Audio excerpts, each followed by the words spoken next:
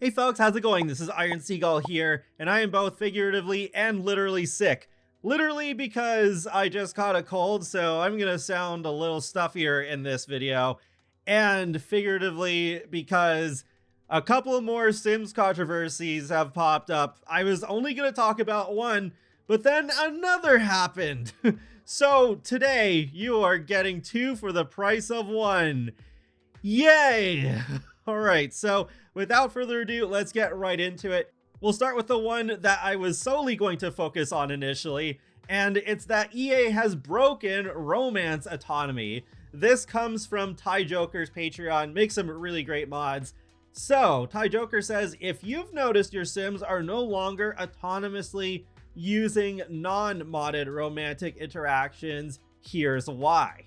EA added new autonomy tests to all romance interactions that require Sims to be in-laws or step-siblings in order to autonomously use them.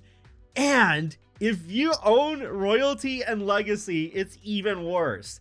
There's a second autonomy test that requires Sims to be secret lovers. Combined with the in-law / step-sibling requirement, romance autonomy will essentially never fire for 99% of Sims.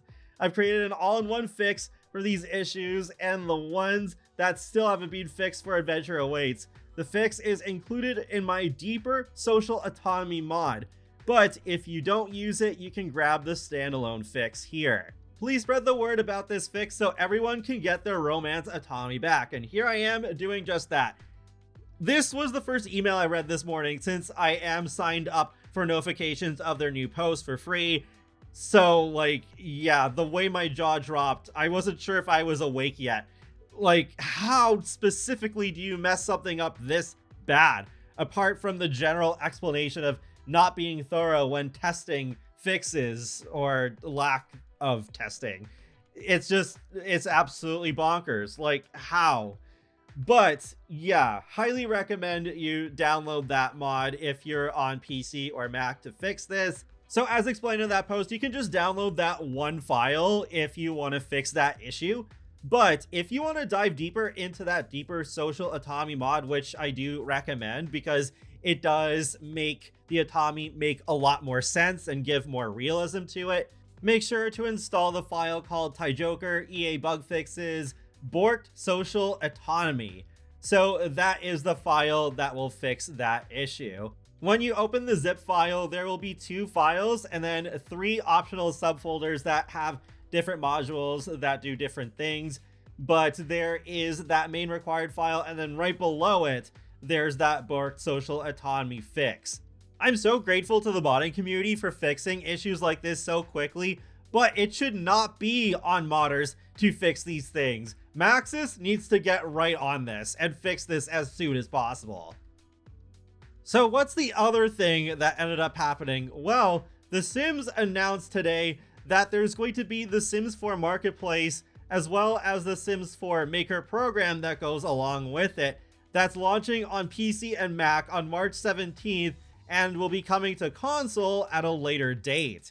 So there we go. Once again, a Sims rumor comes true, because a few weeks ago, there was one that popped up about talking with custom content creators and getting them more involved more closely, and that there was going to be something launching in March. And here we are in March with the official announcement. So EA wants to recognize some custom content creators for their work. What's wrong with that? Well, plenty actually. The more you learn about it, the more obvious it becomes that EA is trying to exploit their players to have them do most of their dirty work while they try to make money so they can recover from the debt they're taking on by this whole EA buyout that's happening this year. In summary, you could say we have the return of the microtransaction-y, overpriced as heck Sims 3 store, except all the content is being made by the fans. Oh, and kits, including the ones that are already out, are being moved exclusively to this marketplace. So for those of you who thought that kits were a replacement for the Sims 3 store, not really. They were more just a precursor, a very long precursor for the store to return. As you can see in the trailer, yeah, they're reinforcing that Normal custom content downloads aren't going anywhere. They're not taking down custom content available through other means, and they are still going to do free updates, and the gallery is still going to be around. They're not charging for that, but it still doesn't mean that the introduction of this marketplace is a good thing. So now let's talk about some specifics. We have this virtual currency here that's used for the marketplace called Moolah. So we have the prices in US dollars. For example, 200 Moolah, you have to pay $2.49, and then $4.99 for 500, 1,000 for $9.99, 2,600 for $24.99, and 5,500 for $49.99. Here's a comparison of these prices against some of the maker packs they showed in the trailer. Most of them seem priced pretty closely to kits, but then we have the Japandi Home Bedroom by Sixum, 1,000, which is $9.99. So you have to pay the price of a stuff pack for a bedroom set? Hello? What is going on here? So you could buy a purely cosmetic bedroom set, which, by the way, Mindy from the Sims team has confirmed that for now the marketplace is just create a sim and build buy items. No new gameplay whatsoever. Or, for the same price, you could buy a stuff pack like Tiny Living, Home Chef Hustle, paranormal stuff, and you get create a sim, build buy, and gameplay all in one go. I have made the argument for years that kits are priced disproportionately to stuff packs, and now we might be getting content packs that make even that look tame in comparison, if this is what's actually going to happen when this launches. Like, I don't know for sure, maybe this is a mistake of some kind, or there's way more items than what's pictured in that thumbnail, but there is the possibility that this is fully intentional.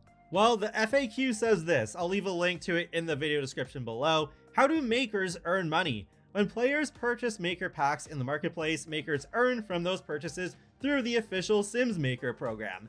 Makers choose their own pack sizes and prices within the marketplace guidelines and are empowered to determine the value of their content.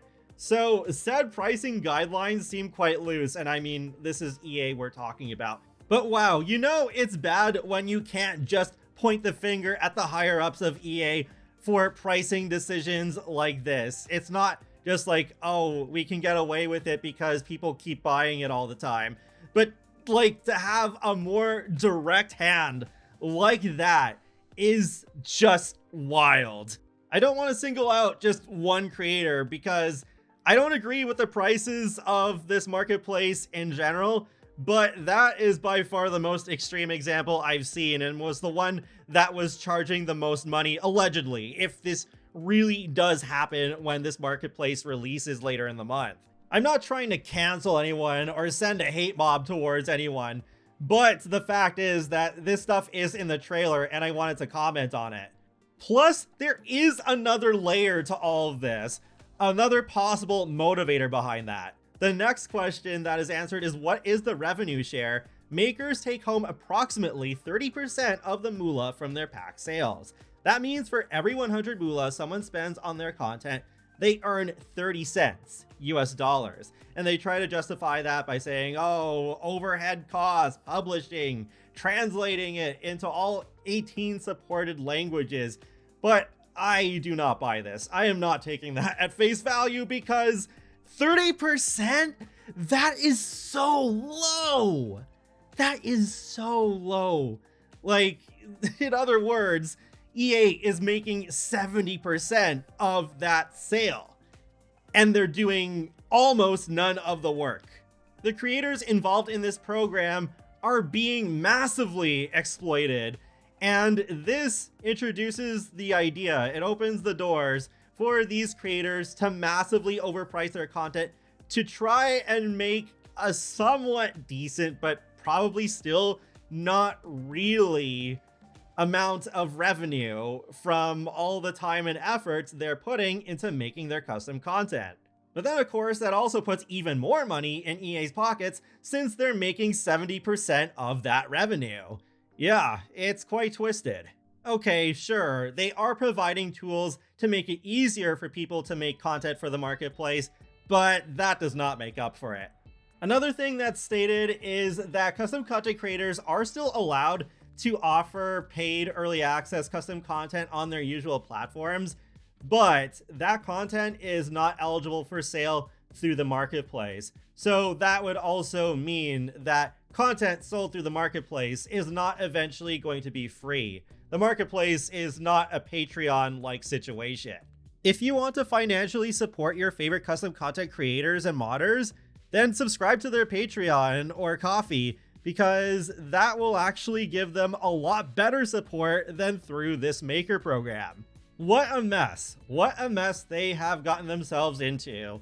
And I'm sure there's going to be some people with an attitude just clicking on the video, not watching any of it, just to put in the comments, "You don't have to buy it." Yeah, I know. I'm in my 30s. I'm not 5 years old. I'm not going to buy these things. So you don't need to tell me that. Because here's the thing. Just because something is optional doesn't mean it's free from any and all criticism. As long as you're being civil and not doing anything illegal, you can criticize something, whether it costs money or not, or if it's optional or not. So I will say this, for your sake, do not join this maker program. Do not spend any of your money on this ridiculous moolah currency. Spend that money somewhere else. Seriously, it's plain and simple. We need to show EA that this is not okay. And I know, like, deep down, my words were probably not going to do much, but I still feel the need to say it because this is just getting more and more out of control. And no, the game being on console and not having mods does not justify this marketplace either. When you consider the context of everything else, console players are being taken advantage of even more than PC and Mac players. So there you have it. Romance in The Sims 4 has been broken once again, and on top of that, we have the official announcement of a really manipulative system that is taking advantage of many loyal players, and it sucks. And it just keeps crushing my hopes that The Sims will ever be in a good place again. And The Sims has had many fond memories for me over the years, and I hate that it's going this way. I don't know. That's really, I guess I'm just gonna wrap up this video here because I think I've rambled on long enough about this. But feel free to let me know your thoughts in the comment section below, and be sure to subscribe if you'd like to keep up with my latest gaming content, especially for games that I am a lot happier playing than The Sims right now. And yeah, I will talk to you all later, and have a great day. Thanks for watching.